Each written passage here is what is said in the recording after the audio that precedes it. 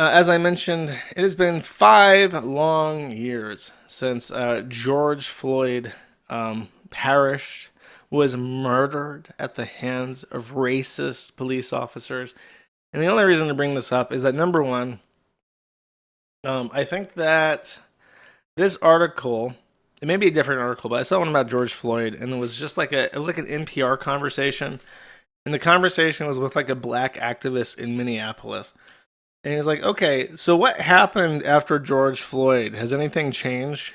And the black activist was just like, no, nothing changed. And they went on to explain that number one, one of their primary goals was that they wanted to abolish Minneapolis's entire police department and also the county jail and just set everybody free. And then they held a vote on that and it did not pass. So they still have a police department.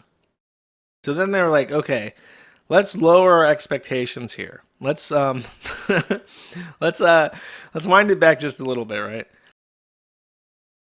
So the next thing they tried to do was like issue sweeping police reforms. And then after 5 years, here's what they've accomplished. You ready? Police are formally trained now not to knee on people. That's it. That is the only thing that they've accomplished after the horrific murder of George Floyd. Is that now police are specifically instructed not to knee on people's necks. That is the. That's it. That's all they got. So nothing's changed. They got a police department. They got a jail. The police are trained in the exact same fucking way, except now they're asked not to knee on people. So they were talking about how everything is still racist, and then even the person who was doing the interview, he said, after the fiery but peaceful protest, a lot of people were like, hey, these businesses that are being destroyed, isn't that like a bad thing to shit where you eat, basically, to go into your own community and then like torch everything and uproot people's lives, uproot the businesses, many of which I assume are owned by immigrants and black people, because it is Minneapolis.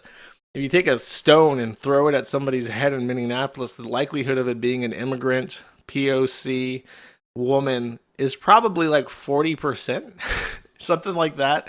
So it seems like a bad idea. They said, don't worry about it. Insurance will cover it. Well, as it turns out, the POC immigrant women don't usually buy insurance, even if they're legally required to do so. So some people were just shit out of luck. Some people were underinsured and didn't get all their stuff back.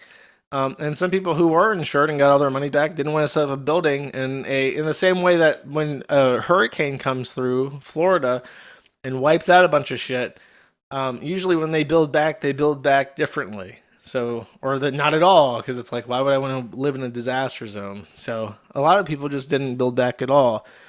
So now the guy was like, 5 years after the peaceful but fiery protest, it's kind of like a ghost town in certain areas of Minneapolis. They literally can't sell this space because it was burned to the fucking ground. And why would you want to live near people that are going to burn your shit to the fucking ground? So it was really, really remarkable.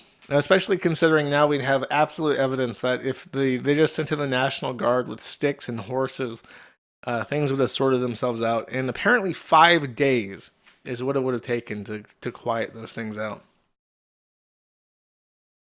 Oh, you're right. I almost forgot this clip. This is extremely important. There's no way to commemorate the passing of George Floyd without playing the Sven Stoffels clip. If I can find it. There it is. Greatest man I ever knew. Greatest man I never knew came home late every night. He never had too much to say. Too much was on his mind. I never really knew him, and now it seems so sad. I didn't breathe. Everything he gave to us took all he had.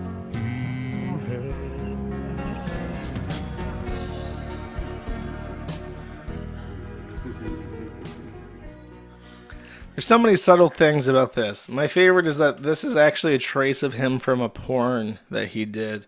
I think his porn name was Big Floyd. So this is Big Floyd, the hero. R.I.P. our hero. As always, that's by Sven Stoffel. So he's a great artist. Thank you for watching this clip by Colonel J. This is the King of Bold here. Remember to like and subscribe. Juice!